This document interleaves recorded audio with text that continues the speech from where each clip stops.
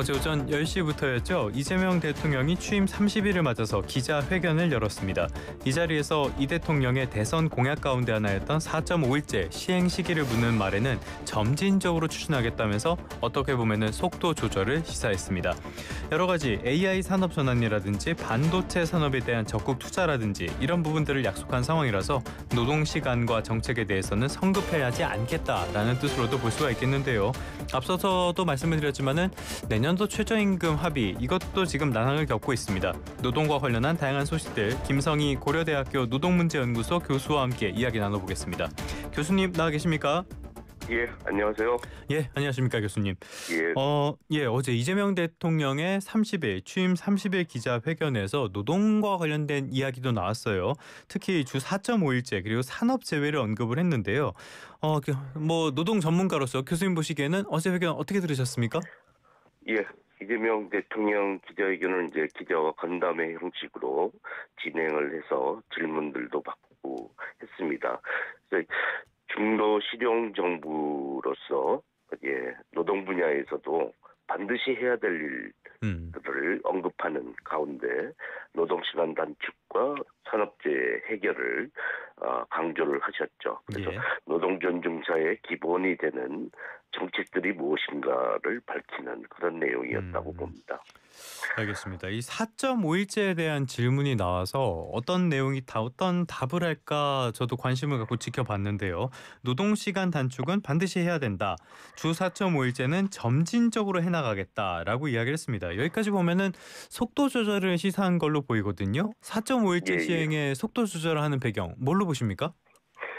예, 노동시간 단축을 하는 방법에는 주당 근무 시간 우리는 40시간제잖아요. 그다음에 12시간 상한제까지 하면 최장 52시간제 그걸 잘 지킨다. 또는 주당 노동 시간을 단축하는 방법이 있고요.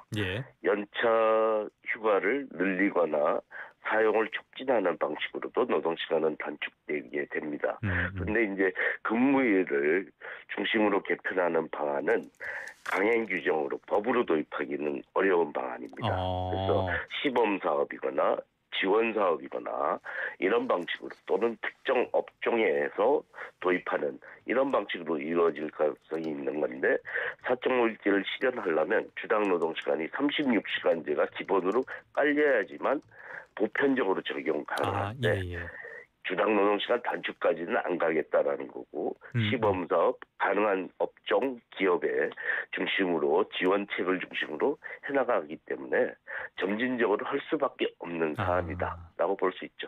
그러면 지금 일반적으로 주 5일 근무를 하고 있는데 이것도 법적으로 봤을 때 주 5일 동안 일해라 이런 법은 없다는 말씀이신 건가요? 예. 근무일로 법에서 규정하는 방식은 없습니다. 다양한 방식으로 40시간제를 어떻게 쪼개서 실현할 것인가 하는 문제죠. 그렇기 때문에 기독교 국가인 서구에서는 일요일은 무조건 쉰다. 이것까지는 있는데 거기도 4일제를 해라, 5일제를 해라, 6일제를 해라 이런 규정은 가지고 있지는 않습니다.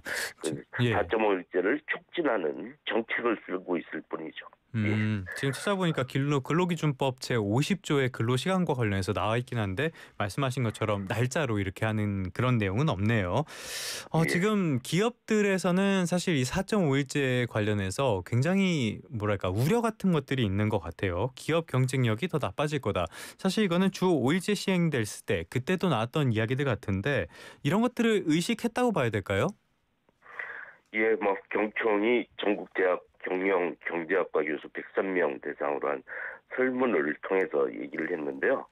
경총이 직접적으로 이 정부의 이재명 정부가 반대되는 목소리를 내기는 실은 좀 곤란하니까 애매하게 애둘러서 대표성이 없지만 경영경제학과 교수의 입을 통해서 경총이 내고 싶은 목소리를 대신 냈다 이렇게 볼 수 있는데요. 4.5일제 는 시범 사업이기 때문에 그거에 대해서 문제 제기한 거는 있을 수 문제 제기는 했지만 강한 문제 제기라기보다는 노란봉투법, 노조법 2, 3조 개정이 더 중요한 관심사일 거라고 생각을 하고요. 그래서 기업 지원 정책 중심으로 됐으면 좋겠다. 유연화 방식으로 가는 게 맞다. 이런 방향 설정을 이재명 정부가 반대되는 그런 목소리를 예. 에둘러서 표현한 것이 아닌가 생각합니다. 뭐 지금 자율적으로 4.5일제를 하는 회사들도 생긴다고 하니까요. 예. 교수님께서 보시기에는 이 주 4.5일제 굉장한 이슈가 되고 논란도 많을 것 같은데 이게 전면적으로 도입되는 거는 언제쯤이 적절하다고 보세요? 예, 우리 52시간 상한제도 잘 안 지켜지거나 뭐 그에 대한 논란이 있는 상황이지만 모든 세계 주요 국가들이 노동시간 단축의 흐름으로 점진적으로 가고 있는 상황이죠. 예. 주 4일제 실험도 하고 4.5일제 실험도 하고 주당 노동시간을 40시간 미만으로 낮추는 그런 여러 가지 흐름들을 가지고 있습니다. 그렇기 때문에 이런 일을 스마트하게 하는 거죠. 많이 하는 게 능사가 아니라 적게 하고 효율적으로 하고 다음에 일과 생활을 조화시키는 방향으로 나가는 그런 거대한 흐름 속에 있다. 이렇게 볼 수 있을 거고요. 그러기 위해서 4.5일제 도입은 노동 강도가 센 업종 중심으로 먼저 시작하는 것이 필요하긴 합니다만 보편적으로 도입하는 데는 주당 노동 시간을 40시간 미만으로 낮추는 흐름 이런 것과 함께 이루어질 가능성이 높다라고 볼 수 있죠. 그러니까 점진적 순차적으로 갈 수밖에 없는 상황이다라고도 볼 수가 있을 것 같은데요. 예, 이재명 정부 1기 내각도 한번 볼까요? 산업부나 과기부 장관 쪽에 기업인 출신 인사들 지명했거든요. 이 관련 산업에 대한 투자 지원 적극적으로 추진이 된다면은 앞으로 노동시장의 구조는 어떻게 바뀔 걸로 전망하십니까? 예. 이재명 대통령이 후보 시절에 중도 실용 정부를 그렇죠. 방향으로 설정을 했죠. 예. 중도라는 것이 모든 사안에 대해서 어중간한 중간을 선택하겠다가 아니라 기업과 관련된 사안에서는 기업의 방향성을 정확하게 파악하고 실현할 수 있는 지금 기업인 출신을 장관에 임명한 것처럼 그래서 적극적으로 기업의 방점을 둘 사안에 대해서 그렇게 해나갈 것이고 노동에 방점을 둬야 되는 사안에 대해서는 노동을 잘 아는 사람 고용부 노동부 장관을 코레일 기관사 출신 민주노총 위원장을 임명했듯이 이런 식으로 하는 것이 이제 중도 실용의 정신이라고 생각을 합니다. 사안별로 가장 그 사안에 적합한 실력이 있고 능력이 있는 사람들을 발탁을 해서 정책을 펴나가는 것, 이것이 아닐까 생각이 들고요. 그래서 기업에 대한 산업에 대한 투자와 지원이 적극적으로 이루어질 가능성은 있다. 그러나 AI라는 게 일자리를 없애기기도 하지만 또한 AI 관련 산업에서의 노동 수요는 또 증가하는 이런 양측면이 있죠. 그런데 과연 이런 전환의 시대에 모든 사람이 배제되지 않고 모두에게 혜택이 가는 정의로운 전환이 이루어질 것인가, 이것이 이제 초점이라고 볼 수 있고요. 이 전환의 과정을 정의롭게 설계하는 그런 정책 방향을 잘 설계하는 것이 매우 중요하다라고 볼 수 있습니다. 어떻게 대처하느냐에 따라 이 충격이 더 나쁜 방향으로 갈 수도 있고 좀 더 완화되고 긍정적인 요소를 극대화하는 방향으로 갈 수도 있다라고 봅니다. 굉장히 어려운 과제가 있는 상황이라고도 할 수가 있겠습니다. 자, 이번엔 산업재해 이야기 해볼까요? 태안 화력발전소에서 일어났던 노동자 사망 사고, 최근에는 또 SPC 쪽에서 끼임 사고가 있었고요. 이런 노동자들의 사망 사고가 잇따르고 있는데 대통령도 기자회견 자리에서 산업재해 근절 강조하기도 했거든요. 이런 아주 구시대적인 사고들 계속 반복하는 배경 뭐로 보십니까? 예, 우리 이제 현재 사망 사고가 한 해에 600명 이상이었고 이제 500명대로 떨어지기도 했다는데 그거는 산업재해가 많이 일어나는 건설업과 제조업의 부진 때문에 줄어든 것이지. 뭔가 획기적인 대책이 만들어져서 줄어든 건 아니고요.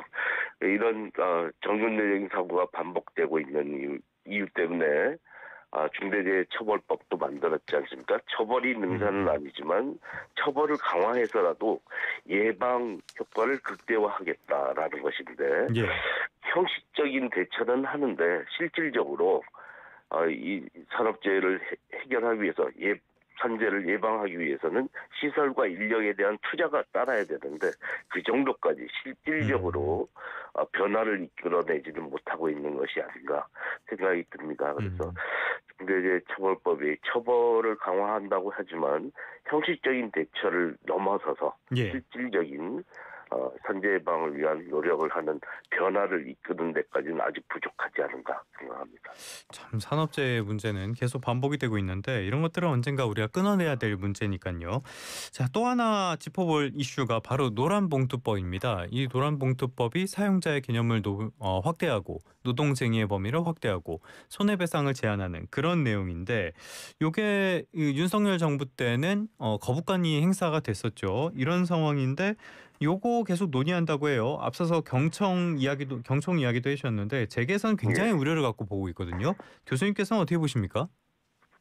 예, 우리나라 기업들은 예전에 이제 통제 중심의 관리 중심의 노사관계 정책에 익숙해져 있기 때문에 예. 이런 관행을 벗어나는 데 있어서 매우 두려움을 가지고 있다고 생각이 드는데요.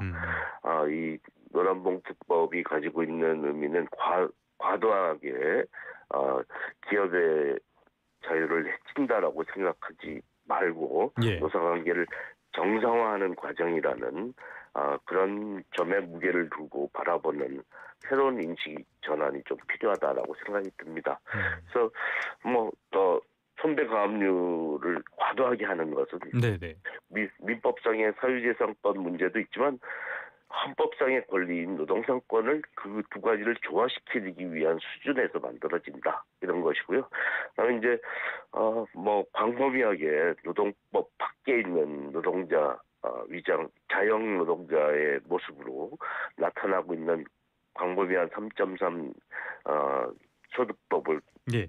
적용받고 있는 노동자들이 늘어나고 있는데 이 사람들에게 근로자성을 완전히 부여하는 것이 아니라 그럼 교섭하고 협의하고 자신의 권익을 지킬 수 있는 최소한을 만드는 것이다. 이런 측면에서 이 노란봉투법을 바라보는 것이 필요하지 않을까 생각합니다. 이 노동 이슈가 워낙 많다 보니까 시간이 많이 지났는데요. 요 이슈 하나 더 살펴보도록 하겠습니다. 최저임금 매년 진통이 거듭되고 있어요. 올해도 그런데 일단은 노동계와 경영계가 격차를 870원까지 좁히긴 했습니다. 그런데 이 870원이라는 것도 격차가 적다고 할 수 없는 거잖아요. 양측의 의견이 이렇게 갈리는 이유는 뭡니까?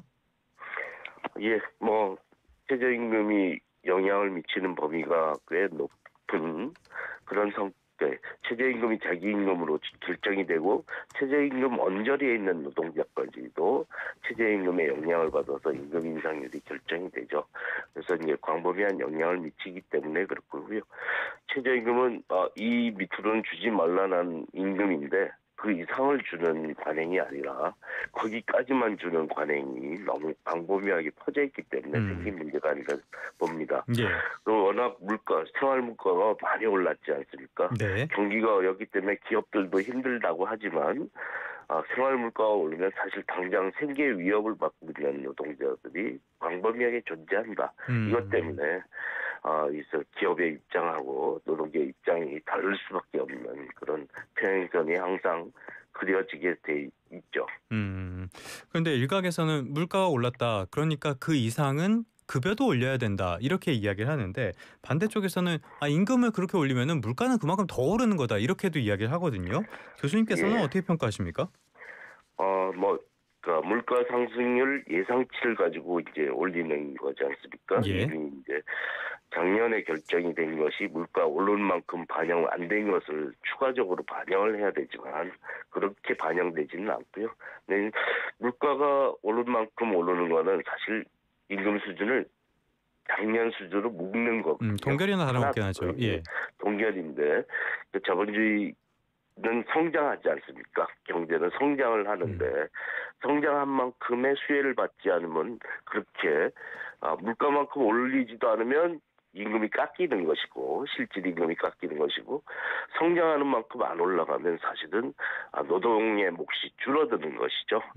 전체적으로. 그러니까 물가 상승률 플러스 경제 성장률만큼 오르는 것은 최소한이 아니냐 생각합니다. 그 정도까지 돼야지만 예. 예전의 위상을 유지하는 것이라고 볼 수 있겠죠. 알겠습니다. 이 최저임금 문제가 계속 거론되는 배경 가운데 하나가 사용자 위원이랑 노동위원들 의견이 완전히 극명하게 갈리기 때문에 결국에는 공익위원들이 결정한다 이런 비판을 계속 받고 있잖아요. 예, 최근에 예. 국정기획위원회가 최저임금을 연 2회에 나눠서 올리는 제도도 검토 중이다. 뭐 이런 것들이 해법이 될 수 있는 겁니까? 예, 2회 올리는 방법이 뭐 해법이 되기보다 이제 좀 진통을 완화시킬 수는 있겠죠. 예. 경제 상황의 변화를 보면서 결정을 하고 또 그걸 수정해 나갈 수 있는 기회를 갖겠다라는 것인데 이게 충분한 해법이 되는 것은 아니지만 노사정이 결정하는 공익위원이라고 하지만 사실 정부의 영향 속에 있는 것이잖아요. 예. 그래서 노사정 이해 당사자가 결정하는 것은 최소한의 방안일 수밖에 없다. 그러니까 이것이 지켜져야 될 기본 원칙인 것은 사실이고요. 이렇게 해나가면서 다양한 운영의 묘를 살릴 수 있는 방법을 모색하는 것이 좀 더 필요하지 않을까 생각합니다. 알겠습니다. 저희도 여러 가지 경제 이슈들을 다뤘지만요. 여기에서 항상 같이 나올 수밖에 없는 게 노동 이슈인데 이런 부분에도 난제가 많으니까요. 새로운 정부가 잘 풀어나갔으면 좋겠습니다. 지금까지 김성희 고려대학교 노동문제연구소 교수와 함께 이야기 나눠봤습니다. 오늘 말씀 잘 들었습니다. 예, 고맙습니다. 이거 LG 맞죠? LG네. 거봐.